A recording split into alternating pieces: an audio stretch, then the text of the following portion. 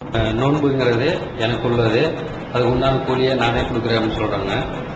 இப்போ வந்து நம்ம செய்யக்கூடிய மற்ற அமல்கள்லாம் யாருக்கு உள்ளது, அதுக்கு யார் கூலி தருவோம்? அதாவது என்ன கேட்கிறாருன்னா, ஒரு ஹதீஸ குதுசில இருக்கிறது, நோன்பு எனக்கு உரியது, அதுக்கு நானே கூலி கொடுப்பேன் அப்படின்னு சொல்றான். இப்ப நோன்பு மட்டும்தான் இறைவனுக்கு உரியதா, தொழுகை அவனுக்கு உரியது இல்லையா கேட்கிறாரு. நோன்பு எனக்கு உரியதுன்னா தொழுகை மற்றதெல்லாம் வந்து யாருக்கு உரியது அப்படின்னு கேட்கிறாரு. எல்லாமே இறைவனுக்கு உரியதுதான், அதுல எந்த ஒரு மாற்றமும் கிடையாது.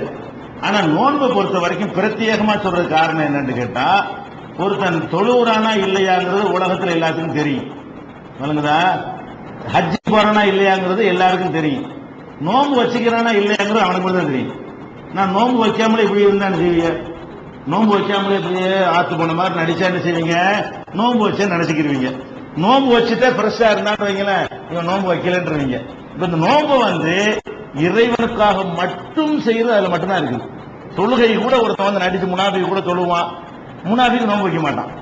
ரசூலுல்லாஹ் காலத்துல முனாபிக்கு இருந்தானா அவன் தொழுவான். ஏன்? அது அட்டெண்டன்ஸ் வரணும் அவனுக்கு, கணக்கு நானும் உங்க ஆள் தான். அவன் வந்து அல்லாஹ்வுக்கு தொழுவான் இல்ல, அவன் எதுக்கு தொழுகிறான்?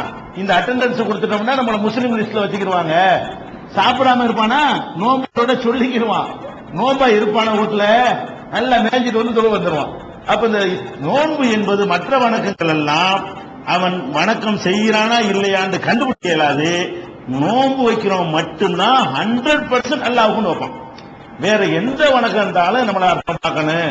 பெருமைக்கு அஜிக்கு போறவன் இருக்கிறான், தொழுகும் போதே என்ன செய்ய, 4 பேர் ஒரு மாதிரியா பார்த்தாங்கன்னா ஷார்ட்டா தொழுகிறான், நீட்டி தொழுகிறான். எதுக்காண்டி? 4 பேர் பார்க்கறான்னு அப்படி ஒரு மாதிரியா நிக்கிறது.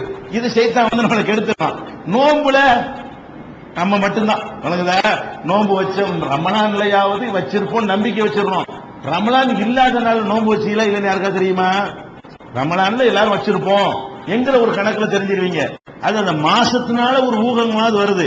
ரமலான் இல்லாத நோன்பு வச்சோம்னா நோன்பு வச்சவனையும் தெரியாது, வைக்காத நமக்கு தெரியாது.